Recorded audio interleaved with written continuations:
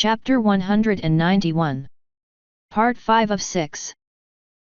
Pride reached over and poked me. I got dumped in the throne room with Celestia, Cadance, Shiny, and a few red shirt guards. I got the location of the cave the changelings are in from Nav, Celestia said. I want you to ensure we have eyes on it at all times. Of course, Princess, Shiny said. Is the Queen still secure? Yes. She certainly doesn't seem very pleased with the situation. Neither am I. Cadance said. She needs to be jailed. I am going to deal with Chrysalis, Celestia said. And we will speak about her more later. For now, I wish to ask you both about something else.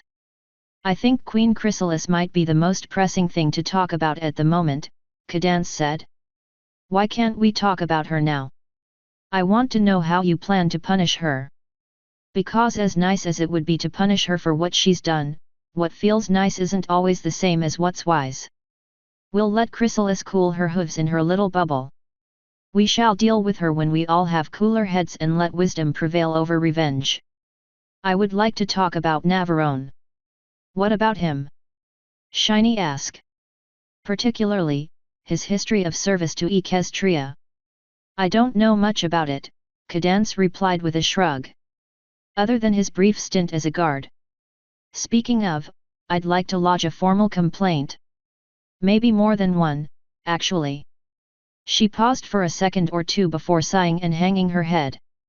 Make it at least 5. What did he do to you? Shiny asked. He kept her safe from Chrysalis and then helped me defeat that bug while the rest of my guards and subjects just stood around watching, Celestia answered. He alone judged that I was beginning to lose the duel of magic and he alone stood to support me. He alone saw straight through her disguise and was banished to the caverns along with Cadance because of it, where he kept her sane. And, even more interestingly, he won the European tournament all by himself. By cheating. Cadance yelled. What rule did he break? Celestia asked. Cadance just sighed. I didn't think there were any rules, Shiny said. You would be thinking correctly, Celestia said. And need I remind you of what he accomplished in both of his trips to Egypt? Yeah. Cadance said. I mean, you and Luna have told me a little about him, but not really much. He helped lead a slave revolt on his first trip to Egypt that ended up with a pro-equestrian coup, Shiny said. The second time he was there, he protected the new equestrian ambassador from assassins and provided the new pro-equestrian king with the information he needed to completely secure his power. To be honest, I was impressed by what he accomplished, but I remain heavily concerned about his attitude. Oh, I can agree with that, Cadance said. All of my complaints were about how rude and mean he was. Oh, and how lewd he was. What did he do to you? Shiny demanded, slapping a hoof on the floor. Nothing to me, she quickly replied. Sorry, I should have followed that up. It was just to others, although he never did it when it wasn't reciprocated. Behaviors can change, Celestia said. And I'm going to ensure that Nav begins changing his. So why do you bring him up? Cadance asked. Because I'm of the opinion that he should be rewarded for his efforts. Luna was considering knighthood. I agree, Shiny said. If you can ensure his behavior will improve, I would happily recommend him for a knighthood. I wasn't really capable of noticing anything in the fight against Chrysalis, but if he helped you defeat her, he deserves at least that much. Ooh, can I make him a love knight? Cadance asked. I bet that would teach him a lesson. As tempting as that is, I'm afraid not, Celestia said. He is close with Luna. I believe he will help her rebuild the Lunar Order. That would be good, Cadance said. She needs a few friends. You should try talking to her more, then, Shiny said. I tried. She was not having it. That's why I don't eat with Auntie anymore. If you did, you might know more of Nav, Celestia said. He's joined us before. When he becomes a knight and his behaviors improve, I might take you up on that, Cadance said. It'll be nice to see Luna with something other than a scowl on her face. And that was the end of that particular memory. So what would Celestia have done if they both hated the idea of making me a knight? I ask. Because she already had her mind made up at this point, since it was after she told me. This is Celestia we're talking about, Pride said. She was incapable of recognizing the possibility that someone else might have a different opinion. If someone else did somehow have another opinion, it was obviously wrong and they needed to be put in their place. So I guess if they got upset about it, she would tell them tough titties. I guess so. It was nice hearing Shiny actually saying something pleasant about me. For a while there, he really just didn't like me. And why might that be, I wonder? Reason said. Probably for the long list of reasons Cadance gave me, if I had to guess, I said. I wasn't exactly fair to him all the time. So what was I supposed to take from this one? Your knighthood wasn't actually a punishment, Reason said. At least, not to the vast majority of ponies. They all saw it as an honor. Coming out and telling everyone how the princesses were punishing you was unwise.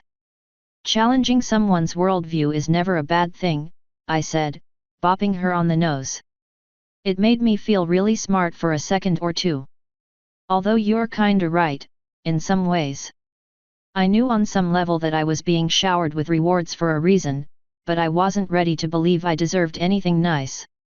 That obviously meant it had to be a punishment. With that in mind, I focused on all the negatives of everything I was given. For the most part, that was a fair assessment. Celestia clearly wanted to be able to use me, and forcing me to swear an oath made that easy. That said, it was still a position of value and in some ways a great honor.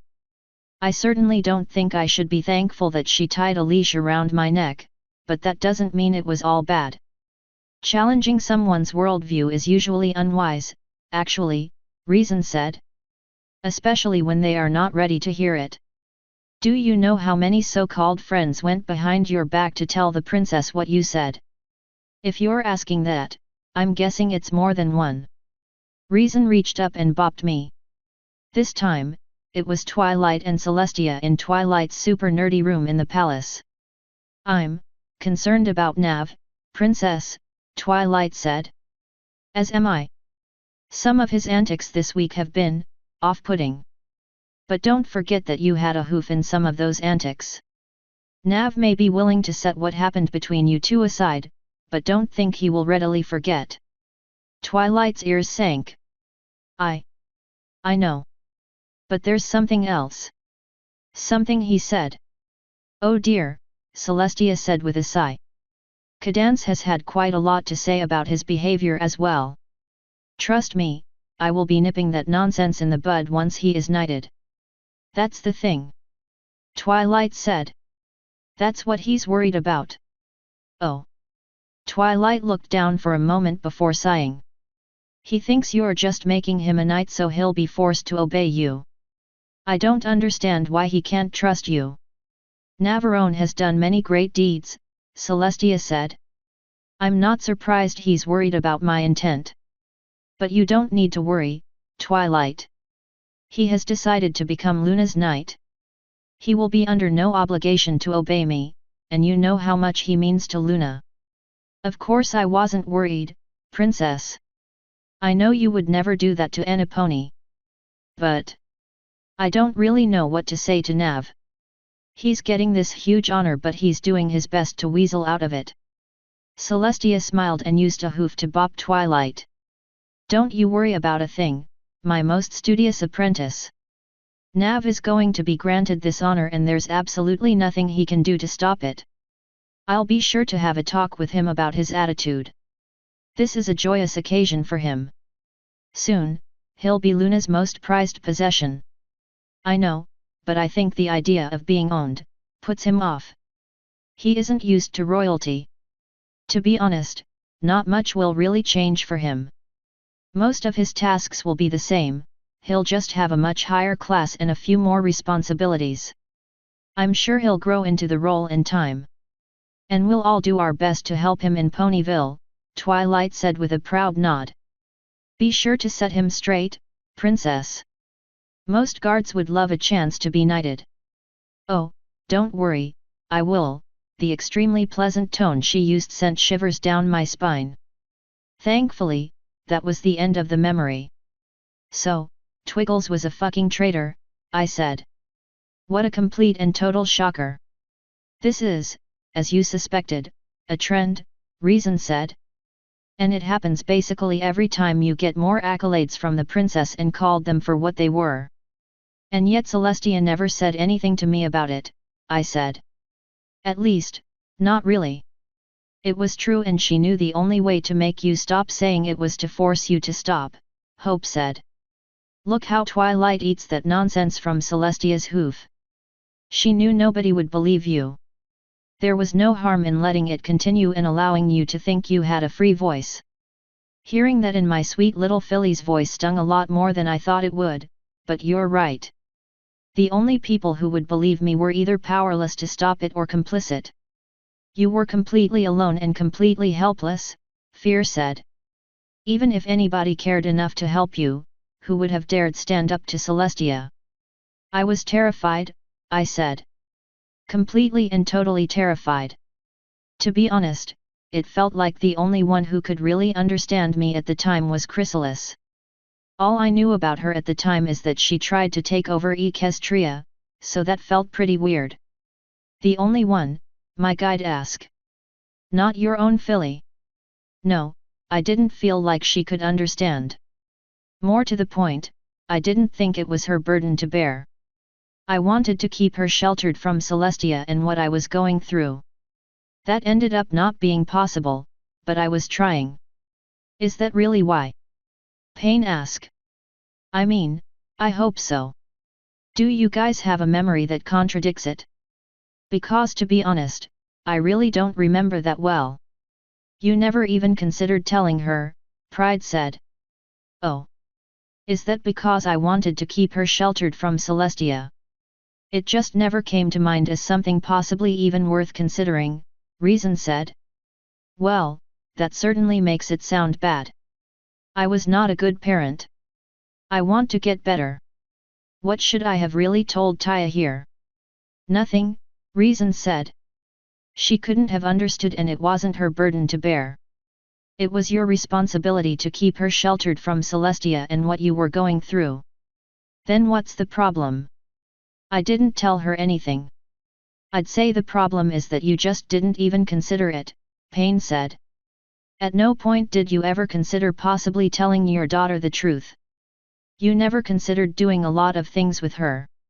Is that what I sound like when I say things like that to people? I ask. No, your voice is too droning, Reason said. Kot's voice is suited for sadism. It's obvious she takes pleasure in hurting you. The pain you cause is usually deeper and more subtle. Oh. So once again, I'm a shitty parent. I didn't and probably still don't think about Taya enough. Do we have any more plot points to expose here or are we done with the wedding? We have one more, Fear said. She reached over and caressed my cheek. Once again, it was Luna and Celestia. This time we were in Celestia's room and Luna looked pissed. You put a lust spell over him. Luna screamed. Over who, exactly? Celestia calmly asked. Don't you dare. He is mine. So I assume this he you refer to is Navarone, then. Don't you even try to play this game with me, Celestia. I know exactly what you did and I know you weren't the only one. He wasn't yours when I put that spell on him. Our little human was just another one of our shared subjects. I didn't see any reason not to make use of him during my heat. And believe me, he did not disappoint. I'll definitely be borrowing him a few times. You will do nothing of the sort.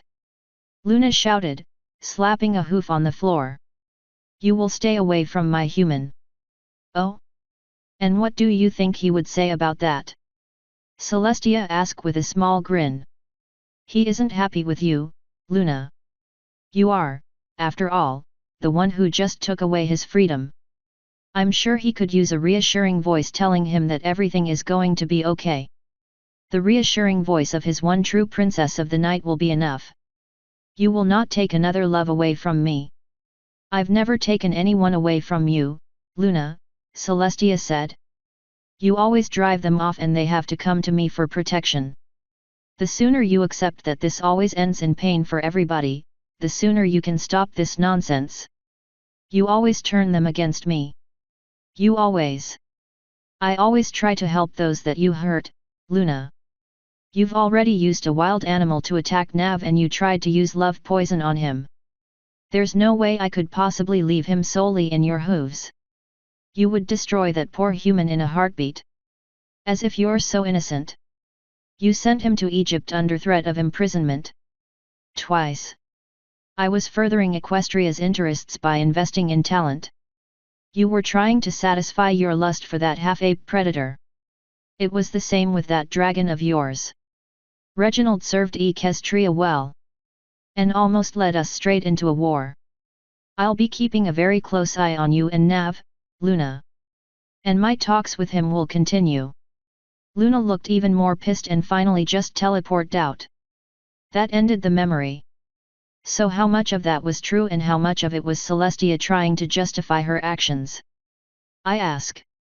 I would say that the external pressure from Celestia is usually what makes Luna rush and make mistakes that drive her suitors away, Reason said.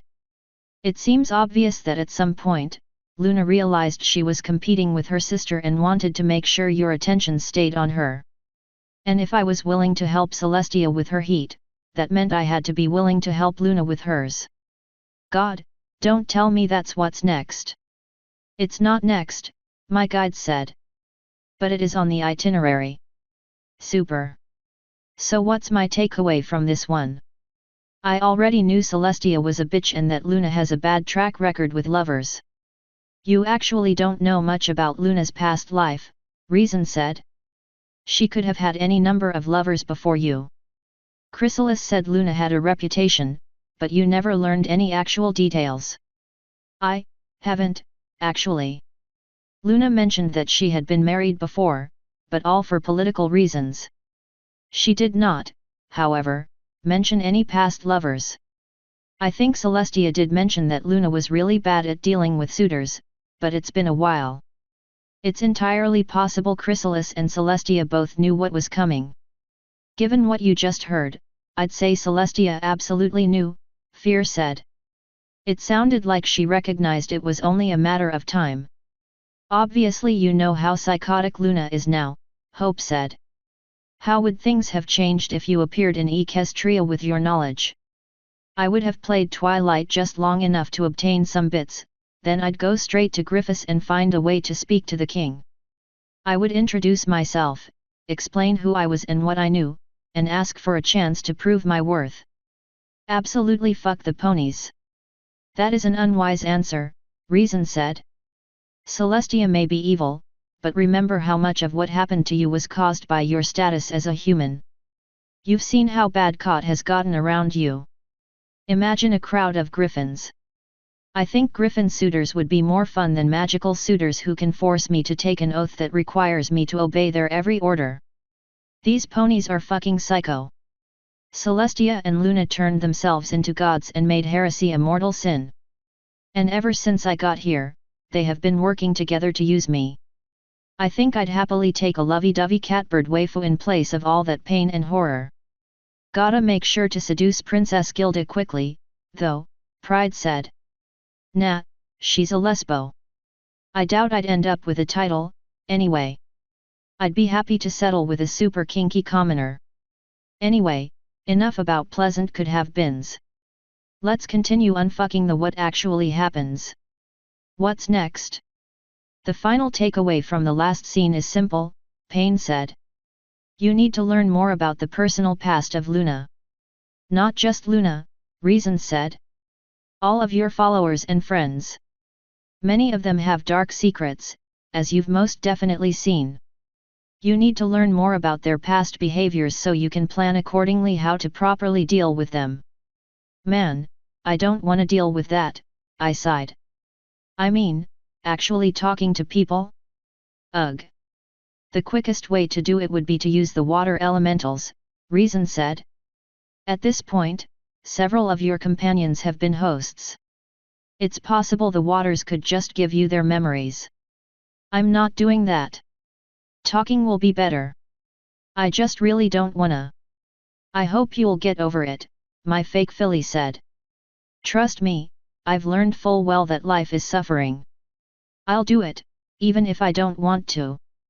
So, any closing statements on the wedding? This is when your descent into depravity truly began, Pride said. Discovering that lust spells were placed on you destroyed your trust and self-worth. Being drugged and raped only hastened the process. And Celestia acted like it was her right, I said. Her right to subvert my will and mind. And they both so casually and smugly called me property. It's no wonder I fell so hard.